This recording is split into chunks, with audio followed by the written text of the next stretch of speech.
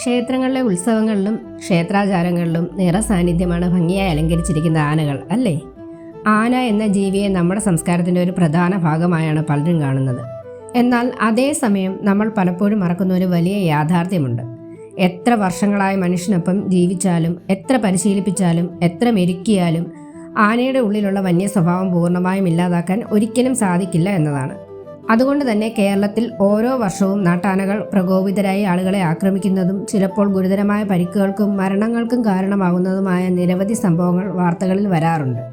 ഇന്നത്തെ ഈ വീഡിയോയിൽ നമ്മൾ വളരെ വിശദമായി പരിശോധിക്കാൻ പോകുന്നത് കേരളത്തിലും ഇന്ത്യയിലും നാട്ടാനകളെ സംബന്ധിച്ച നിയമപരമായ ഉത്തരവാദിത്തങ്ങൾ എന്തൊക്കെയാണെന്നും ആന ഒരാളെ ആക്രമിച്ചാൽ ഇരയ്ക്ക് എന്തെല്ലാം നിയമപരമായ അവകാശങ്ങൾ ലഭിക്കാമെന്നും ആക്രമണം ഉണ്ടായാൽ എവിടെയാണ് പരാതി നൽകേണ്ടതെന്നും എങ്ങനെ നഷ്ടപരിഹാരം ലഭിക്കും എന്നും പോലീസിന് എന്തെല്ലാം കേസുകൾ എടുക്കാൻ കഴിയും എന്നും കേരള ഹൈക്കോടതി ഇത്തരം വിഷയങ്ങളിൽ എന്താണ് പറഞ്ഞിട്ടുള്ളത് എന്നും കൂടാതെ നാട്ടാനകളെ എഴുന്നള്ളിപ്പുകൾക്കും ഉത്സവങ്ങൾക്കും ഉപയോഗിക്കുമ്പോൾ നിയമം ഏത് തരത്തിലുള്ള സുരക്ഷാ മാനദണ്ഡങ്ങളാണ് നിർബന്ധമാക്കുന്നത് എന്നുമുള്ള കാര്യങ്ങളാണ്. ആദ്യം തന്നെ എല്ലാവരും മനസ്സിലാക്കേണ്ട ഏറ്റവും പ്രധാനപ്പെട്ട കാര്യം, നമ്മൾ നാട്ടാന എന്ന് വിളിക്കുന്ന ആന നിയമപ്രകാരം ഒരു വന്യജീവിയാണ് എന്നതാണ്. കാരണം ആനകളെ മനുഷ്യർ വളർത്തുകയും പരിശീലിപ്പിക്കുകയും ചെയ്യുന്നതുകൊണ്ട് മാത്രം അവയുടെ സ്വാഭാവിക വന്യസ്വഭാവം ഇല്ലാതാകുന്നില്ല. അതിനാൽ തന്നെ ഇന്ത്യയിലെ വന്യജീവി സംരക്ഷണവുമായി ബന്ധപ്പെട്ട നിയമങ്ങളും ചട്ടങ്ങളും നാട്ടാനകൾക്കും ബാധകമാണ്.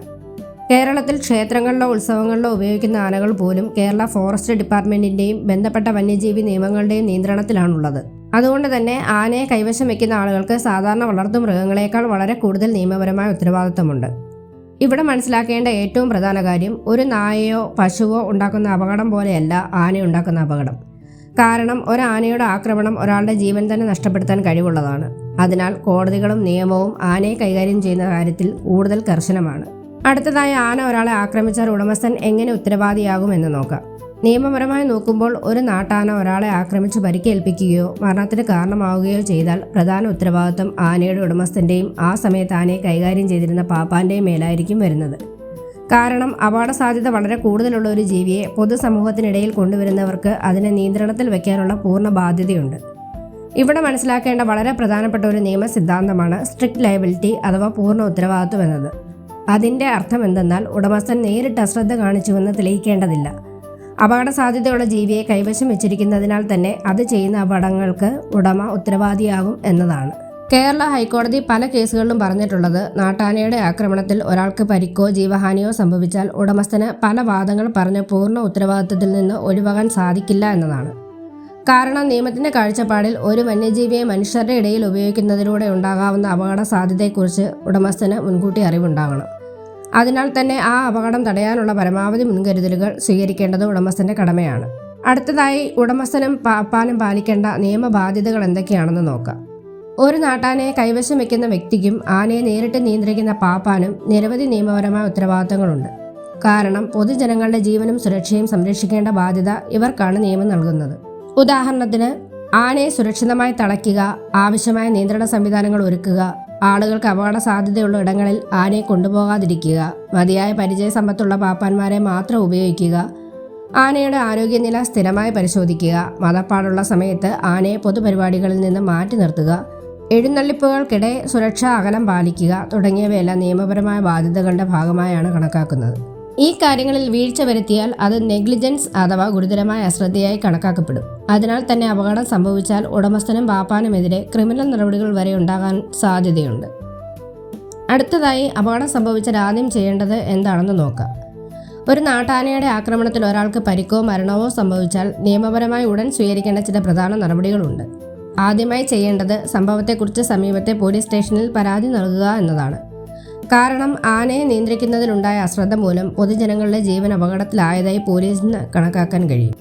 പോലീസിൽ പരാതി നൽകുമ്പോൾ സംഭവം നടന്ന സ്ഥലം, സമയം, ആനയുടെ പേര് അല്ലെങ്കിൽ ഉടമസ്ഥൻ്റെ പേര്, സംഭവത്തിന് സാക്ഷികളായ ആളുകളുടെ വിവരങ്ങൾ, ലഭ്യമായ വീഡിയോ ദൃശ്യങ്ങൾ, ആശുപത്രി രേഖകൾ എന്നിവ വ്യക്തമായി നൽകുന്നത് വളരെ പ്രധാനമാണ്.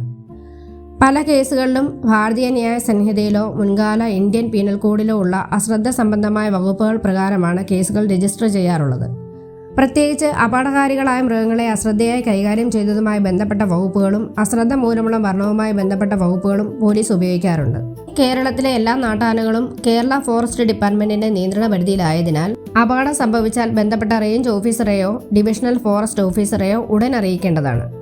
കാരണം ആനയെ നിയമപ്രകാരം കൈകാര്യം ചെയ്തിരുന്നോ എന്ന് പരിശോധിക്കാനുള്ള അധികാരം വനം വകുപ്പിനാണുള്ളത്. ഉദാഹരണത്തിന്, ആനയ്ക്ക് ആവശ്യമായ ആരോഗ്യ സർട്ടിഫിക്കറ്റ് ഉണ്ടായിരുന്നോ, ആനയ്ക്ക് ഇൻഷുറൻസ് എടുത്തിരുന്നോ, എഴുന്നള്ളിപ്പിന് ആവശ്യമായ അനുമതികൾ ഉണ്ടായിരുന്നോ, മതപ്പാടിന്റെ ലക്ഷണങ്ങൾ ഉണ്ടായിരുന്നോ, സുരക്ഷാ മാനദണ്ഡങ്ങൾ പാലിച്ചിരുന്നോ തുടങ്ങിയ കാര്യങ്ങൾ വനം വകുപ്പ് പരിശോധിക്കും. ചില സാഹചര്യങ്ങളിൽ അപകടത്തിന് കാരണം ആനയെ ക്രൂരമായി കൈകാര്യം ചെയ്തതോ അമിതമായി ജോലി ചെയ്യിപ്പിച്ചതോ നിയമങ്ങൾ ലംഘിച്ച് എഴുന്നള്ളിച്ചതോ ആയിരിക്കാം. അത്തരം സാഹചര്യങ്ങളിൽ ആനിമൽ വെൽഫെയർ ബോർഡ് ഓഫ് ഇന്ത്യയിൽ പരാതി നൽകാനും സാധിക്കും. ഉദാഹരണത്തിന്, മതപ്പാടുള്ള ആനയെ പൊതുപരിപാടിയിൽ ഉപയോഗിച്ചതോ, അമിത ശബ്ദത്തിന്റെയും തിരക്കിന്റെയും ഇടയിൽ ആവശ്യമായ സുരക്ഷയില്ലാതെ ആനയെ നിർത്തിയതോ, ആനയ്ക്ക് വിശ്രമമോ ആരോഗ്യ പരിപാലനമോ നൽകാതിരുന്നതോ പോലുള്ള കാര്യങ്ങൾ നിയമലംഘനമായി കണക്കാക്കപ്പെടാം. ഇനി നഷ്ടപരിഹാരം എങ്ങനെ ലഭിക്കുമെന്ന് നോക്കാം.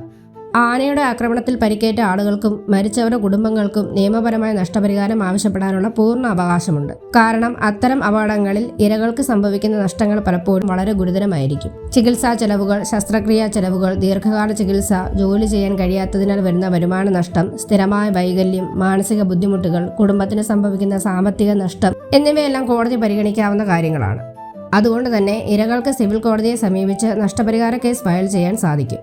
കൂടാതെ കേരളത്തിലെ പല കേസുകളിലും ലക്ഷക്കണക്കിന് രൂപ കോടതി നഷ്ടപരിഹാരമായി അനുവദിച്ചിട്ടുമുണ്ട്. ഇനി മനസ്സിലാക്കേണ്ടത് സർക്കാരിൽ നിന്നും നഷ്ടപരിഹാരം ലഭിക്കുമോ എന്നതാണ്. ഉടമസ്ഥനിൽ നിന്ന് ലഭിക്കുന്ന നഷ്ടപരിഹാരത്തിന് പുറമെ ചില സാഹചര്യങ്ങളിൽ വനം വകുപ്പിന്റെ ഭാഗത്തു നിന്നും സർക്കാർ ധനസഹായം ലഭിക്കാനുള്ള സംവിധാനമുണ്ട്. എന്നാൽ അതിനായി നിശ്ചിത സമയപരിധിക്കുള്ളിൽ അപേക്ഷ നൽകേണ്ടതുണ്ട്. സാധാരണയായി പരിക്ക് സംഭവിച്ചാൽ 6 മാസത്തിനുള്ളിലും മരണം സംഭവിച്ചാൽ 1 വർഷത്തിനുള്ളിലും ബന്ധപ്പെട്ട ഡിവിഷണൽ ഫോറസ്റ്റ് ഓഫീസർക്ക് അപേക്ഷ നൽകണം.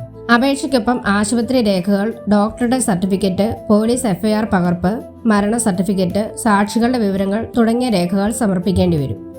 അക്ഷയ കേന്ദ്രങ്ങൾ വഴിയും അപേക്ഷ സമർപ്പിക്കാനുള്ള സൗകര്യമുണ്ട്. കേരളത്തിലെ നിയമങ്ങൾ പ്രകാരം നാട്ടാനകൾക്ക് തേർഡ് പാർട്ടി ഇൻഷുറൻസ് ഉണ്ടായിരിക്കേണ്ടത് വളരെ പ്രധാനപ്പെട്ട കാര്യമാണ്. കാരണം അപകടം സംഭവിച്ചാൽ ഇരകൾക്ക് നഷ്ടപരിഹാരം ലഭിക്കാൻ ഇത് സഹായകരമാവുന്നു. ഇൻഷുറൻസ് ഇല്ലാത്ത സാഹചര്യത്തിൽ ഉടമസ്ഥന് നേരിട്ട് വലിയ സാമ്പത്തിക ബാധ്യത നേരിടേണ്ടി വരും. അതുപോലെ തന്നെ മതപ്പാട് ഉള്ള സമയത്ത് ആനയെ എഴുന്നള്ളിക്കുകയോ പൊതുപരിപാടികളിൽ ഉപയോഗിക്കുകയോ ചെയ്യുന്നത് വളരെ അപകടകരവും നിയമപരമായി ഗുരുതരവുമായ വിഷയവുമാണ്. കാരണം ആ സമയത്ത് ആനയുടെ ആക്രമണ സാധ്യത വളരെ കൂടുതലായിരിക്കും. അത്തരം സമയത്താണ് അപകടം സംഭവിച്ചതെന്ന് തെളിഞ്ഞാൽ ഉടമസ്ഥന്റെയും പാപ്പാന്റെയും മേൽ കൂടുതൽ ശക്തമായ നിയമ നടപടികൾ ഉണ്ടാകാൻ സാധ്യതയുണ്ട്. അതിനാൽ വളരെ വ്യക്തമായി പറയുകയാണെങ്കിൽ, നാട്ടാന ഒരാളെ ഉപദ്രവിച്ചാൽ അതിന്റെ ഉത്തരവാദിത്തത്തിൽ നിന്ന് ഉടമസ്ഥനും പാപ്പാനും വളരെ എളുപ്പത്തിൽ ഒഴിഞ്ഞു മാറാൻ സാധിക്കില്ല. കാരണം ആന ഒരു അപകട സാധ്യതയേറിയ വന്യജീവിയാണെന്ന് നിയമം വ്യക്തമായി അംഗീകരിക്കുന്നുണ്ട്. അതിനാൽ തന്നെ അതിനെ കൈകാര്യം ചെയ്യുന്നവർക്ക് പൊതുജനങ്ങളുടെ സുരക്ഷ ഉറപ്പാക്കാനുള്ള വളരെ വലിയ നിയമ ബാധ്യതയുണ്ട്. അതുകൊണ്ട് ആനയുടെ ആക്രമണത്തിൽ ഇരയായ ആളുകൾ ഭയപ്പെടാതെ നിയമപരമായ അവകാശങ്ങൾ ഉപയോഗിക്കുകയും പോലീസിലും വനം വകുപ്പിലും പരാതി നൽകുകയും ആവശ്യമായാൽ കോടതിയെ സമീപിച്ച് നഷ്ടപരിഹാരം ആവശ്യപ്പെടുകയും വേണം. അതുപോലെ നാട്ടാനകളെ കൈകാര്യം ചെയ്യുന്നവർ സുരക്ഷാ നിർദ്ദേശങ്ങൾ കർശനമായി പാലിച്ച് പൊതുജനങ്ങളുടെ ജീവൻ അപകടത്തിലാക്കാത്ത രീതിയിൽ മാത്രം ആനകളെ ഉപയോഗിക്കേണ്ടതും അത്യാവശ്യമാണ്. ഈ വീഡിയോ നിങ്ങൾക്ക് ഉപകാരപ്പെട്ടുവെന്ന് തോന്നിയാൽ വീഡിയോ ലൈക്ക് ചെയ്യുക, നിങ്ങളുടെ അഭിപ്രായങ്ങൾ കമൻറ്റ് ചെയ്യുക. കൂടുതൽ നിയമപരമായ അറിവുകൾക്കായി ചാനൽ സബ്സ്ക്രൈബ് ചെയ്യുക.